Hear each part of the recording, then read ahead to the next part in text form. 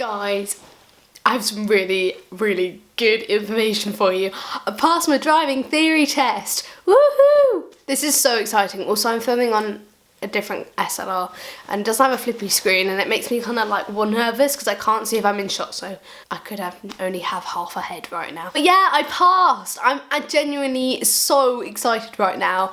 I didn't think I was, in my heart, I didn't think I was gonna pass, if I'm honest, mainly because I have been stressing about it for quite a long time, but I had done quite a lot of revision for it, so I was really hoping I was going to be okay. Doing the test, and there were some really like weird questions, and I genuinely had no idea. Like there was, I can probably say there was about 8 that I guessed. The pass mark is 43, and I thought I guessed 8 of the questions, and I could have got any of the others wrong. So I was like, okay, well, there's a massive chance I failed. Right? And then the hazard perception, I've been doing so badly in all of the practices. Every hazard perception test that I practice doing, I fail because it says I click too many times, or it says that I don't click quick enough, but I do, or it says I click too early, and it's just really annoying.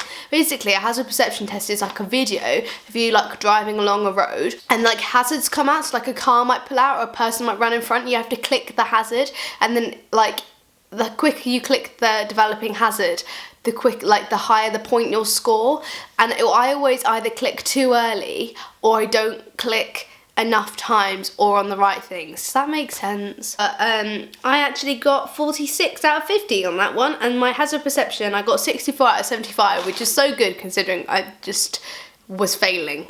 Like last night, it was going so wrong and it was awful, and I was very, very scared. I was like, I'm literally gonna fail my theory. And the thing is, because tests are getting so booked up now, I still want to pass around May, June time, and that is literally next month. And it takes like 4 to 6 weeks to even get a test.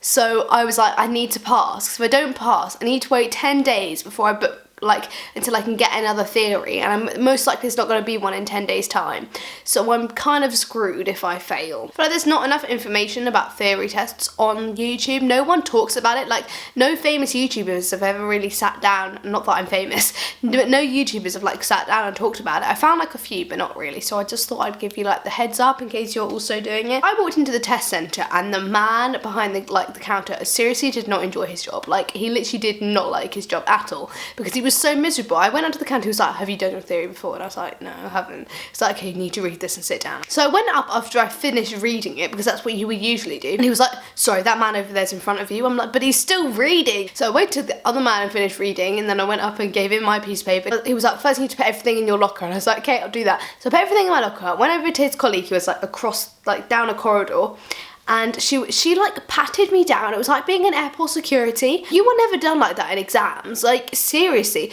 She like she was like, can you turn out all of your pockets? She was like, pat down on your trousers, pat down on your jacket. And I was like, okay. And then she was like, can you roll up your sleeves for me? And I was like, oh, you can just take off my jacket. She's like, if you take off your jacket, you need to go put it in your locker. And I was like, okay. I suppose it's in case you're cheating, but it's just so like, you're not done like that in A-levels, and you think like exams that you'd do something similar, but seriously long. And then I did the test, and it was all fine, and then I came out, and the man behind I got all my stuff together, and I waited in the queue to get my result, and the man was like, do you have a smile, Emily? Because I looked really miserable, because I didn't know whether I passed or failed or not, and I was like, yeah, sometimes it kind of depends. And he was like, can you smile for me now? And I was like, yeah. And then he gave me my result, and he was like, have a good day. And I was like, okay, so maybe I've passed by the fact that he's being really nice to me. If I'd failed, maybe he'd be like being really blunt.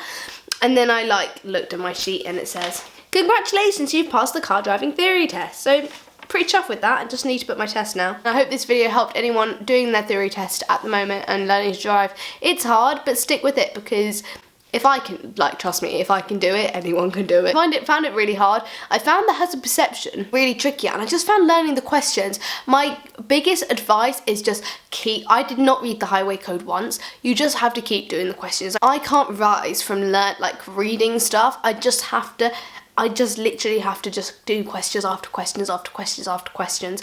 I must have spent about 8 hours altogether learning questions. And then hazard perception, just try and find as many online as possible. Hazard perception is really hard to do, but if you download the official app, there's loads of hazard perceptions on there, so I'd just recommend keep going through them. And the pass mark on the hazard perception on your phone on the app is 30 out of 50. It'll be fine. Good luck to anyone doing their theory, and I hope this video helped any of you who are maybe doing your theory soon. And stay safe on the roads, kids, and don't drink drive. And I'll let you know when I pass my test. Bye guys!